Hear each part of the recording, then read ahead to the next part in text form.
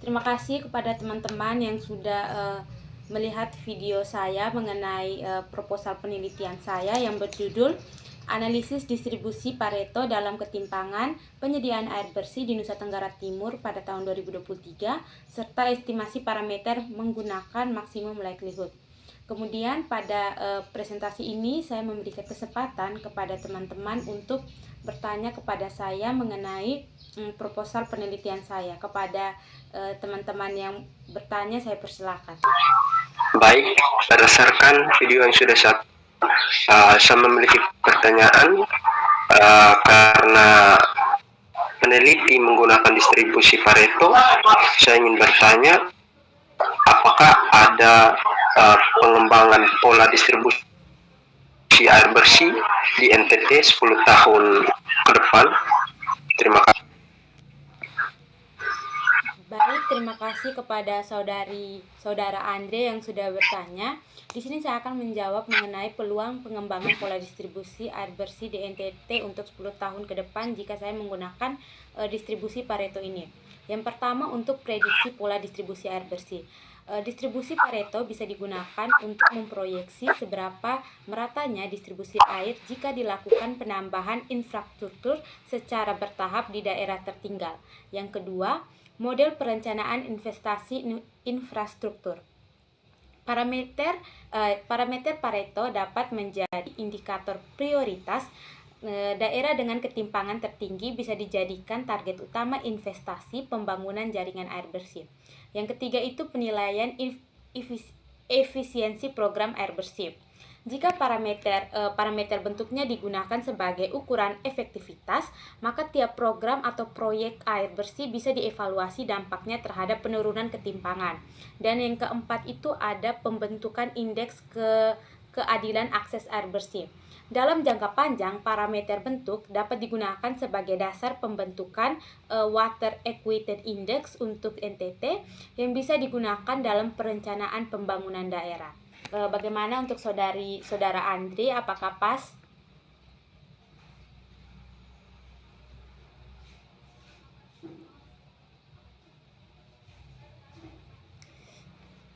Oke, saya akan lanjut untuk saudari Sitri. Silakan pertanyaannya. Oke, baik. Di sini saya bertanya kepada Mas Steve tentang video yang sudah saya tonton. Di situ dijelaskan bahwa fungsi keberatan peluang distribusi Pareto yang Anda sajikan memiliki dua kasus, yaitu parameter bentuknya sama dengan 0 dan parameter bentuknya tidak sama dengan 0. Nah, bisakah dijelaskan mengapa ada dua kasus tersebut dan bagaimana implikasinya terhadap estimasi parameter dalam penelitian Anda? Baik, terima kasih untuk saudari Sitri atas pertanyaannya. Di sini saya akan menjawab mengenai dua kasus terlebih dahulu. Ini terjadi karena bentuk umum dari distribusi Pareto sendiri, di mana bentuk umumnya itu mengakomodasi berbagai bentuk distribusi ekstrim. Parameter bentuk mengontrol bentuk ekor distribusi, di mana di sini ada tiga. Yang pertama itu jika parameter bentuknya lebih besar 0, maka mendekati distribusi Pareto klasik.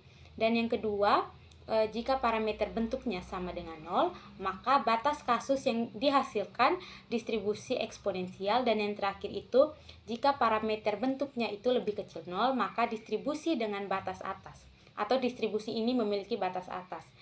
Fungsi distribusi dan densitasnya tidak dapat ditulis dalam bentuk tunggal untuk semua nilai parameter bentuk karena akan terjadi bentuk tak tentu pada saat parameter bentuknya itu sama dengan 0. Oleh karena itu dibedakan menjadi dua kasus.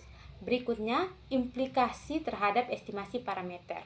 Dalam konteks estimasi menggunakan metode maksimum likelihood ini, saya menggunakan tiga konteks. Yang pertama itu ada pendekatan secara numerik, di mana penelitian ini saya menggunakan Newton-Raphson dalam pendekatan numeriknya karena diperlukan pendekatan numerik ini diperlukan karena tidak ada solusi eksplisit untuk parameternya.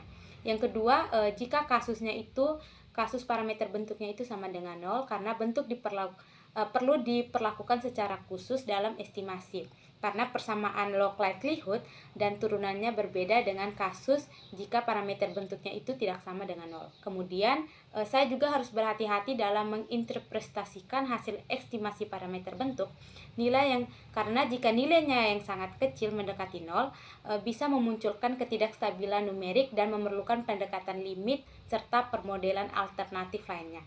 Bagaimana untuk Saudari Sitri, apakah pas? Oke, pas. Oke, berikutnya yang terakhir Saudari Megi.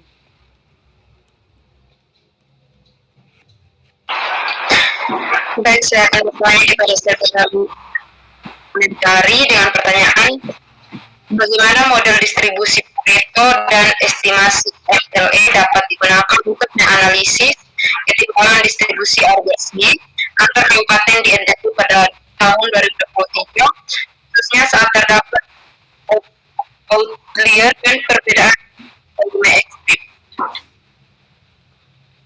Baik, di sini saya akan menjawabnya.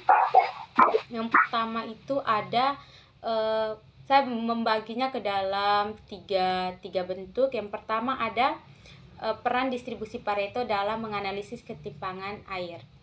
Distribusi Pareto cocok untuk menggambarkan data dengan distribusi tidak merata dan berekor panjang, yaitu situasi di mana sebagian kecil kabupaten menguasai sebagian besar volume air, sementara kabupaten lainnya mendapatkan volume yang sangat kecil. Ini mencerminkan kondisi 80/20 atau bahkan lebih ekstrim, contohnya seperti 90/100 yang menjadikan ciri khas distribusi Pareto.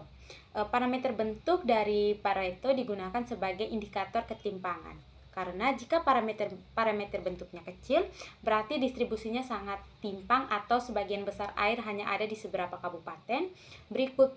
Begitu pula jika parameter bentuknya besar, maka distribusi itu lebih merata. Kemudian yang kedua ada estimasi MLE atau Maximum Likelihood Estimation, di mana estimasi ini digunakan untuk menghitung nilai parameter Pareto yang paling mungkin berdasarkan data volume distribusi air. Keunggulan jika kita menggunakan estimasi ini, yang pertama, karena model Pareto secara alami mengakomodasi nilai-nilai ekstrim, dan yang kedua itu MLE tetap efektif meskipun sebagian besar data berada pada nilai kecil dan hanya beberapa pada nilai besar. Kemudian untuk penanganan outlier dan nilai ekstrimnya, distribusi Pareto justru mengasumsikan adanya outlier sehingga kabupaten dengan volume distribusi air sangat tinggi seperti Manggarai secara statistik bukan dianggap kesalahan tapi bagian dari karakter distribusi. Kemudian MLE tidak mencoba menghilangkan atau memperkecil pengaruh outlier tetapi mengintegrasikan dalam estimasi parameter. Bagaimana Saudari Megi, apakah pas?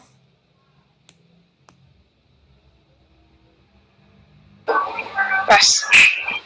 Baik teman-teman, sekian presentasi saya.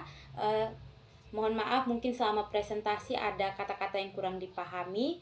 Sekian dan terima kasih.